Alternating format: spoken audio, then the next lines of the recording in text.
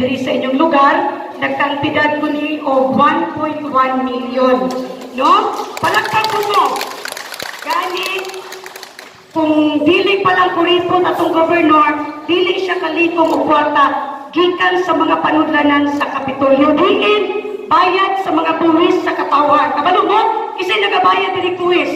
Dito gikuha ang kwarta sa ato ang pinalanggang gobernador aron ibalik sa inyo ang inyong gibayad pinaagi paghatag o proyekto.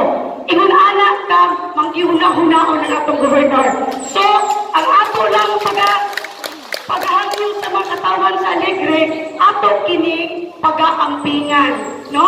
Dili nato siya hugaw-hugawan, yama-yamaan kay sus, lisod pagpagita o kwarta mo na nga, inyo jud lang ang hangyo, inyo jud lang ampingan ang maong building. Daghang salamat. Tubigan sa katungod, ihatag sa kanako sa Palawan, na inyong pinili ng senador, sumala pa sa itong kwarta ng katawan. Natong gamit ka rin. Inyong kwarta ka rin. Ako pinitong overbalik ka ninyo. Diba? Makabayan-bayan ang utang na kung sa Alegre. I am now formally turning over this beautifully constructed health center valued at 1,100,000. Kumikan kayo sa hangyo sa atong kapitan ng Kawat. Sabi na sa iyang chairman sa health dito sa barangay. Kap, pag yung gawa sa kirap, hindi ako dito.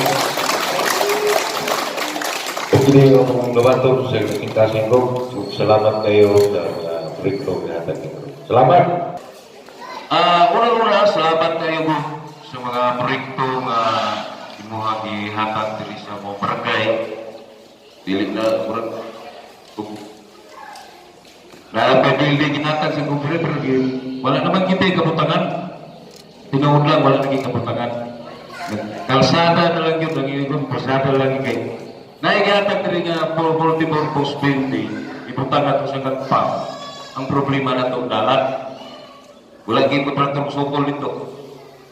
Kaya mag-isod ka na yung ultimo ang motor, manang importante ang dalat. So, sobra-sobra na itong building, sa amat na kayo niya na so, kining tanan nga mga nagtindog diri iyan mo ni paningkamot sa atong butan nga gobernador atong palapakan. Ug apoy proyekto gihatag sa ato ang Priswoman kining pretend diri ug gikan pa dito sa iman paingog sa Brutangkay. So kining tanan nga ipanghatag lang ilan ra gibalik sa ato atong sa ato ang pagpaningkamot sa laban na sa panahon sa eleksyon, nga dilit na magsupak-supak, wala na atong paningkamutan, no? Kaya magsingit ang supak, awa, yun na yung mga ganitong barangay, awa, kita yung na rin. Wala na, kining ito ang pagpaningkamot sa eleksyon na 18-0 na atong palakpakan siguro, pinarasin, na-premyo yata ka sa tuwa. Pero kato sa premyo, para sa itong reservation sa barangay hall. Barangay hall na po. Yan ay mga incentive siguro sa mga worker. Mag-inagpalas na sila na ay matatapang, no? Ay makuhan. Kaya siya, ika na sa po ang gobernador.